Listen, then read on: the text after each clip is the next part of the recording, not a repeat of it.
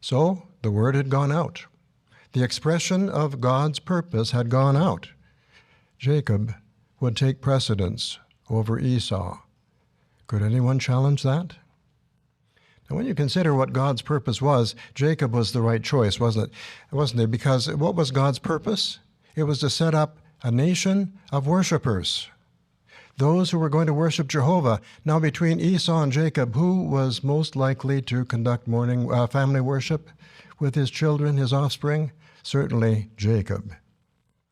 Now, for the first 15 years of their lives, Esau and Jacob could probably have heard Abraham talk about the promise that God had given him, that all of the families of the earth were going to be blessed by means of his offspring. And no doubt Jacob realized what a beautiful privilege it would be to share in the fulfillment of that purpose. Well, Rebekah loved the one Jehovah loved most, Jacob. Isaac loved Esau, even after Esau had married out of the truth twice. Well, some in full-time service have a brother or sister who isn't doing very well in the truth, and yet he or she is the favorite. Go figure. Even parents in the truth don't always love the one Jehovah loves most. So here we have, in the March 2025 JW Broadcasting episode, David Splane just talking utter nonsense. I mean, it's just a great example of how unhinged the mentality of these men really is when you actually just stop and ponder what they're actually saying. He's just said, go figure, regarding the possibility of parents having a favorite among their children who is not taking the truth or Jehovah's Witness worship as seriously. And he says, go figure.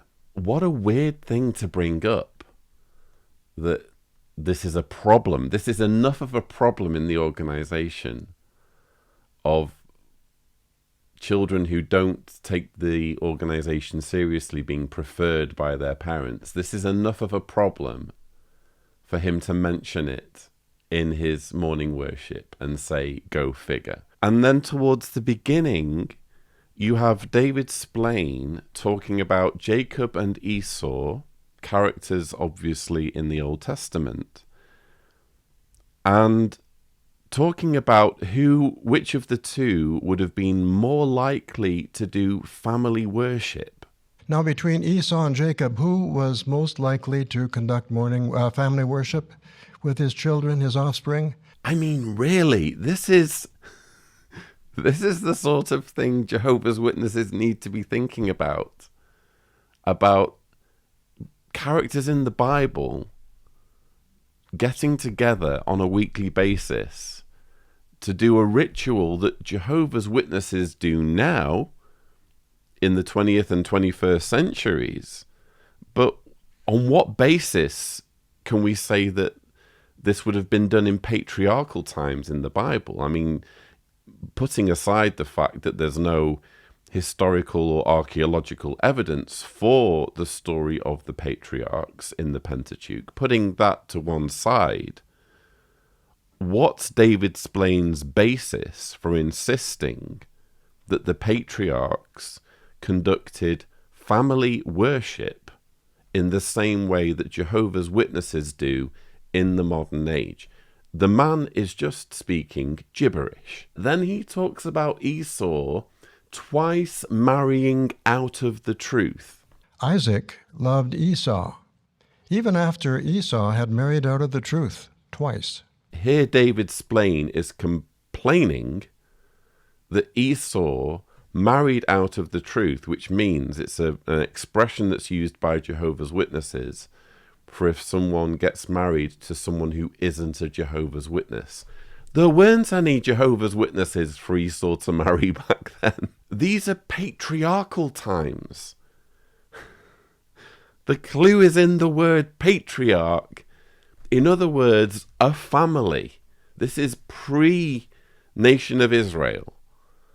So God is communicating if you take the Old Testament story seriously, God is interested purely in a family and in a lineage. And if it's a family and you're looking for a potential marriage mate, your only choice, if you don't want to commit incest, is to marry outside of your family.